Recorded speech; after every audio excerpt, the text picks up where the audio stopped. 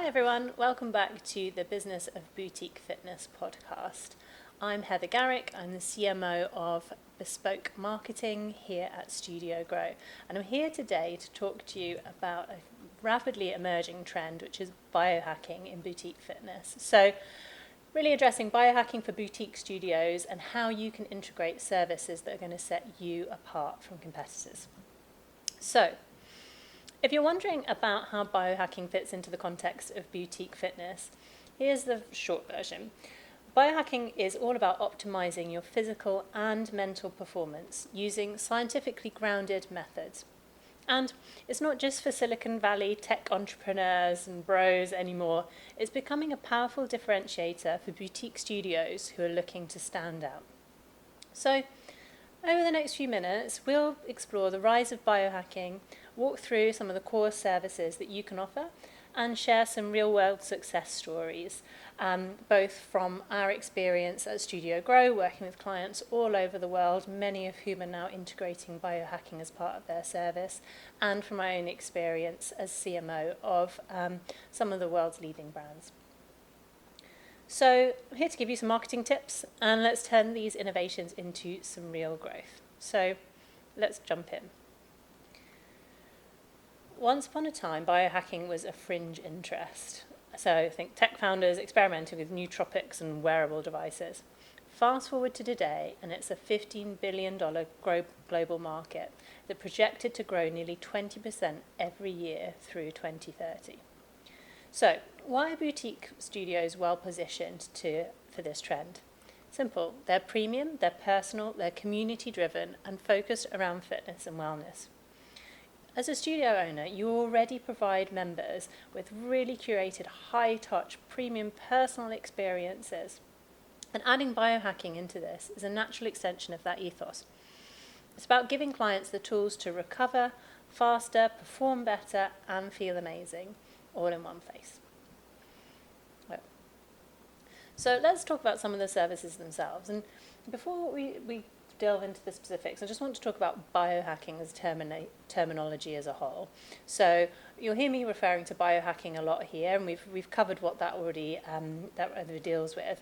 But biohacking in itself as a term can potentially put some people off, because with some people they hear biohacking and they do hear people taking all sorts of strange potions and lotions and hooked up to very expensive equipment. They will maybe think about Brian Johnson, the Don't Die guy who you may have seen of Netflix, who's really working to try and reverse his aging. So they may well be thinking of some real extremes. And from my experience in selling biohacking services to clients, it's that they often initially come into it thinking, oh, that's not for me. That's a bit too out there. That's not for me for whatever reason. When you use the term biohacking. If, however, you're using the terminology around more of the services that you offer, people are much more open to it. So, for example, you'll have a whole load of people who will say, oh, I'd never do any biohacking protocols. But if you said to them, oh, we're going to have an infrared sauna and a cold plunge within the studio, they would be absolutely kind of snapping to kind of get that booked out.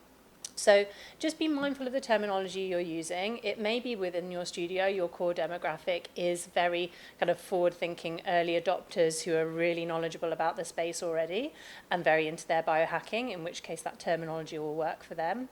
Those types of people are likely to be asking you very specific questions about the protocols that you are bringing into the studio, so do be prepared to know the answers to that. Or it may be that actually your core audience are not those early adopters. They're maybe a slightly more conservative in mindset. They're like later kind of following into things.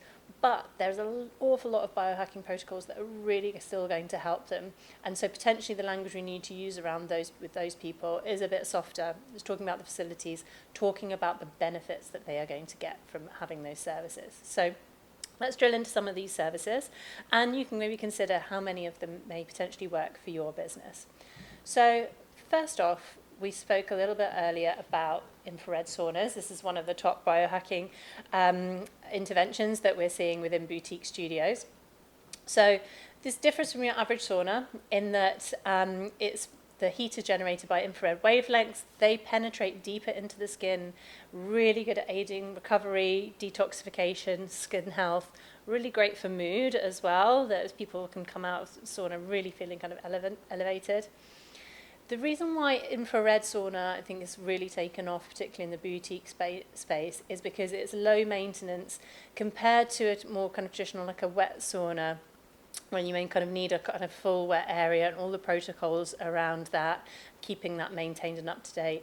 The infrared sauna generally is like much easier to operate within the business. And you can also get them of like real varying different sizes, so from very small 1-person or 2-person ones to much larger spaces, and then they can fit in as well many places within your studio. So, we've seen them work successfully in communal areas as well as within male-female changing rooms too. So, very marketable. People generally know what a sauna is. It's an enjoyable experience, which is a really important part of adding any wellness protocol into your business. Consider, is this thing that I'm adding in something that people are going to want to repeat on a regular basis? And if so, are they going to pay for it on a regular basis? And sauna is definitely one of those things. It's also something that can really be easily incorporated into your other packaging and pricing options. So, for example, you may have a particular membership rate that includes a limited or unlimited amount of sauna access. You may be able to incorporate it into being the same as your class pack, so equivalent pricing to come to it as coming to a class. It's relatively easy to incorporate within your existing pricing setup. So infrared sauna, number 1. Number 2, cryotherapy. Now, this is the opposite of the sauna, like quite literally, in that it's very, very cold. So cryotherapy, you've got short bursts of very extreme low temperature, really great for reducing inflammation, speeding up recovery, really leaves you feeling very invigorated as well, as a great mood elevator. Seeing cryotherapy specifically be more popular in areas where you've got people who are very serious about their training, so athletes, for example, who will be using that as part of their recovery protocol. I love cryotherapy. I think it's a great treatment, great experience. It is more complicated to add on than some other of biohacking protocols that we're going to discuss. Partly the expense of it. Adding in like a full body cryo chamber is not cheap into your space. Second, kind of the overall maintenance of it. The running costs tend to be fairly reasonable. Overall maintenance, but then also the safety and security. So you're going to need to be thinking about specific training for your staff to make sure that everybody has a totally safe experience. Where I've seen this work particularly well in boutique studios, in terms of the staffing, is where the cryo has been on the gym floor or visible within the space. So rather than it being in its own tucked away cupboard somewhere, and cryo out front and centre so people can see what's happening. It actually can be a really fun communal experience. So I've been training in spaces before where the cryo is all visible. They had a 4-person cryotherapy chamber, and you see the people get in. There's a little window into the cryo. They're only in there for 3 to 6 minutes, but the people on the gym floor are kind of encouraging them through it. Like, you can do this. It's it's an exciting thing to be able to see. And also the people who are in the chamber also have that kind of increased sense of safety and security, and that they are visible and then they're not kind of tucked away, because when you're standing in like a chamber that's minus 85 degrees or less, you want to be able to feel like you could get out of there if you wanted to. So if you're considering cryo, make sure that you just consider the staffing requirements there, and then also the actual facility cost. It has definitely got wow factor. It's a great added benefit. Might be something you want to consider. If not cryotherapy, then cold plunge or ice baths will tick a lot of the same boxes as being able to offer that hot-cold contrast. And more typically within the boutique studio space, we're seeing infrared being paired with ice baths as a protocol, which is working really, really well. Either that will be in private contrast suites that people will be paying a rate for, so typically a kind of 20-minute, 40-minute, hour-long rate to be in there, or they'll be in more public spaces where you'll have kind of multiple people within the infrared space, and you'll have multiple people able to be in and out of the ice baths. So you can consider both. It's going to be very much dependent on your space.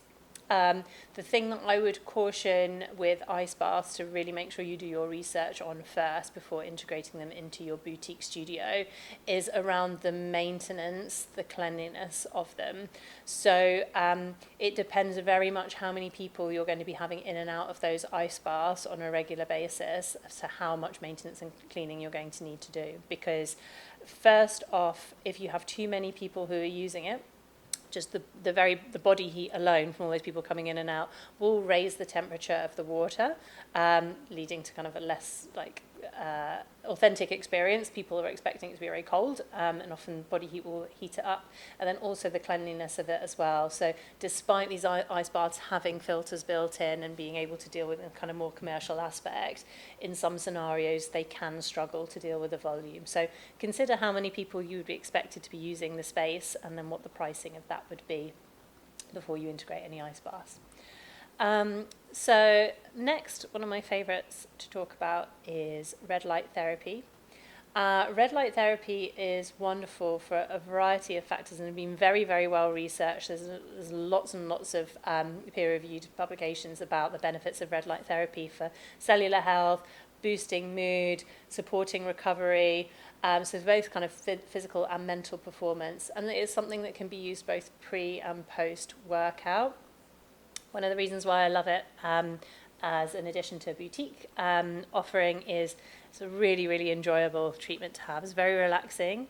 It's either stand up or lie down, kind of bathed in this warming red light it's not hot like a sunbed, but it's that kind of that nicely warming feeling. Leaves you really, really boosted with your mood afterwards, and it's very easy to incorporate it into additional space. So it doesn't require, you don't need a wet area. You do need private space for people to be able to get changed, because in order to be on the bed, you want as much of your skin exposed as possible. So unlike, say, something like cryotherapy, where it could be put on the gym floor because people have got either like swimwear or tops and shorts on, able to get in and out of there. With red light, you do need an element of privacy and somewhere for somebody to be able to get changed. So typically a small room with a locked door that they will be able to use. And you can get a really good rate for red light as well. People are willing to pay for it, and there's more and more understanding of how it's benefiting them in their overall recovery. If you offer any kind of skincare or beauty treatments as a kind of an add-on to your boutique service, which we have several clients who do, red light's also really good for skin, and it's a nice add-on to any kind of treatment that somebody might be having. So, for example, we'll see some studios who will do, if you have a 15-minute an hour-long facial, you'll get 15 minutes of red light therapy at the end to enhance that. So, love red light. It's a really great offering. Next one is slightly more kind of extreme, just in terms of the amount of investment needed, and then also with the protocol itself. So hyperbaric oxygen therapy, abbreviated to HBOT sometimes you'll see, which is generally more focused on your athletes and people who are recovering from injury. Like, again, it's a treatment that has numerous scientifically proven studies behind showing the benefits of it. So being a hyperbaric chamber, it floods your body with oxygen. It can improve kind of cognition, brain power, healing. It's great, very effective. Downsides are expensive. It can take up quite a lot of space as well in your studio. There's some beautiful designs now. They don't look like they used to, which I just find quite intimidating, these kind of lay down chambers that with kind of metallic lids over. There are some amazing, beautifully designed hyperbaric chambers now that can be customized with your brown colors, all lit up. It feels much more like sitting in the first class seat of an aeroplane than anything else. You've got beautiful luxury seating. But again, it's not a treatment for everybody. It can feel very claustrophobic because it's something that you can't get out of straight away because of the pressure involved.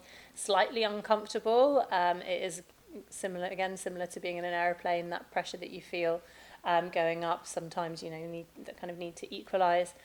And the other thing there is also you will want to consider additional staffing, training and resources needed. So somebody who's able to operate the machinery, keep an eye on the safety of all involved. So it's not a small investment. I'd say that's one that you'd need to really seriously consider, and it would be one based on really a deep understanding of who your audience are, who your segments are. If these are athletes who are really serious about their training and recovery, then it could be something that's amazing to add on. Again, though, you'd want to also consider ability to pay, because it's not a cheap treatment. If you're wanting somebody to come back and do it frequently, that it's quite an investment. So good, not for everybody. And then the final one was one of the ones that I've kind of seen, I think, most often, particularly over here in the UK, as an add-on to boutique and wellness services, and that's IV drip therapy. So this is where there's various drips that you'd be able to choose from, which deliver nutrients directly into your bloodstream, so all under kind of medical supervision. So these can cover everything from like hydration, immune support, can be customizable. It will vary depending on the area of the world that you're operating in, what you need to undergo in terms of like the correct licensing. So do make sure that you are covered if this is something that you operate, because there are needles involved, that your premises is covered for being able to do that. But we've seen other studios very successfully bringing external resource to deliver IV drip treatments in centre, and is something that people are willing to pay for. The nice thing about this is it doesn't require a lot of space, and the space that does get used can be repurposed for other things. So if you're not offering IV drips all the time, but you have a treatment room, for example, you could maybe be offering IV drips once a week or once a month.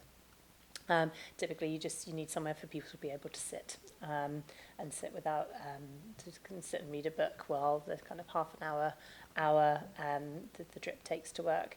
But yeah, pretty popular. We're seeing particularly popular in kind of Middle East and in London particularly.